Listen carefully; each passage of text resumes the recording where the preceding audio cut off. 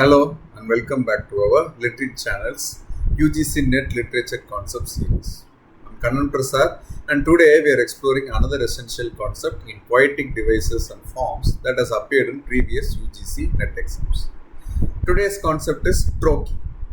This concept appeared in the January 2017 paper and falls under our poetic devices and forms cluster. Let's examine Trochee. The term derives from the Greek word trochees, meaning running or wheel-like, reflecting its rhythmic quality. The trochee as a metrical foot has been recognized since classical antiquity, used by ancient Greek and Roman poets. It became particularly significant during the Renaissance when European poets began systematically adapting classical meters to vernacular languages, and again during the Romantic era when poets sought alternatives to the predominant iambic pentameter. While Greek poets like Archilochus employed trochaic meters as early as the 7th century BCE, the formal categorization of the trochee emerged with Aristotle's Poetics and other classical treatises on prosody. The term entered English literary criticism during the Renaissance period with the revival of classical learning. By the 19th century, poets like Longfellow were consciously employing trochaic meter to achieve specific rhythmic effects, distinguishing their work from the prevailing iambic tradition. Simply put, a trochee is a metrical foot consisting of a stressed syllable followed by an unstressed syllable, creating a strong, weak rhythmic pattern. Stressed syllable followed by an unstressed syllable. Key features of trochees include two-syllable foot with stress pattern strong, weak. It creates a falling rhythm in contrast to the rising rhythm of EMs. It is often used to create forceful, emphatic or commanding tones. It's common in children's verse, folk songs and dramatic poetry. It is frequently employed for specific effects within predominantly iambic texts. In English poetry, complete trochaic poems are less common than iambic poems. For UGC NET, remember that trochaic meter is exemplified in H.W. Longfellow's A Psalm of Life with the line, "Tell me not in mournful numbers," where each foot follows the stressed, unstressed pattern as referenced in the January 2017 examination. Let's explore how trochees have been employed by poets across different periods.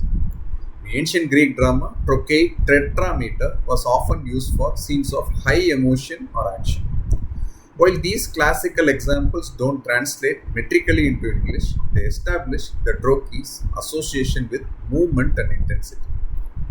Shakespeare occasionally employed trochaic meter for supernatural characters, most famously in the witch's chant from Macbeth, "Double, double, toil and trouble, fire, burn and cauldron bubble."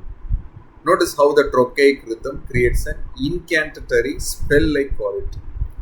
William Blake's The Tiger begins with perfect trochees. "Tiger, tiger, burning bright in the forest of the night."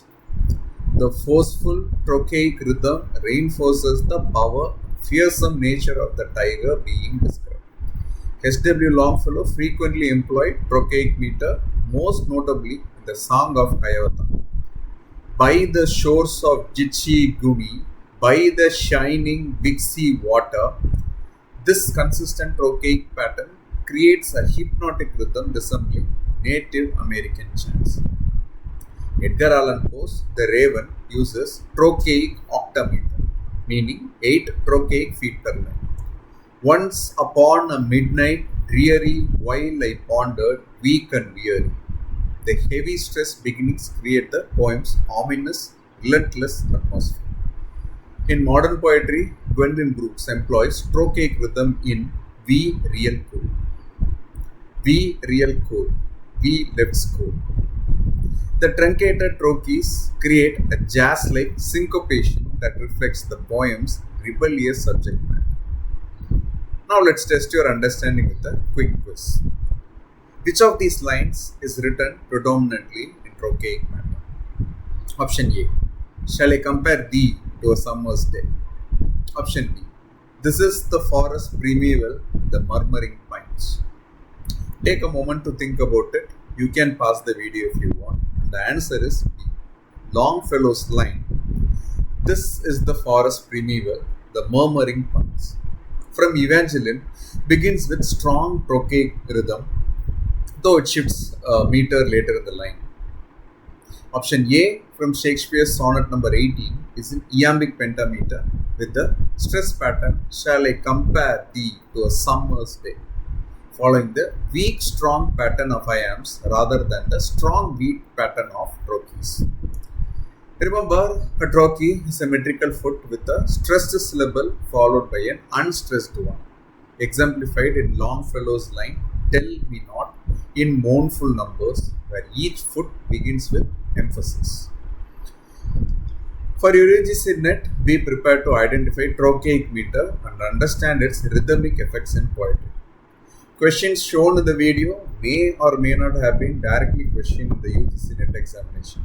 I suggest and request that audience cross-verify the number of instances each term or concept appears. If there is an error, please check the description box for corrections.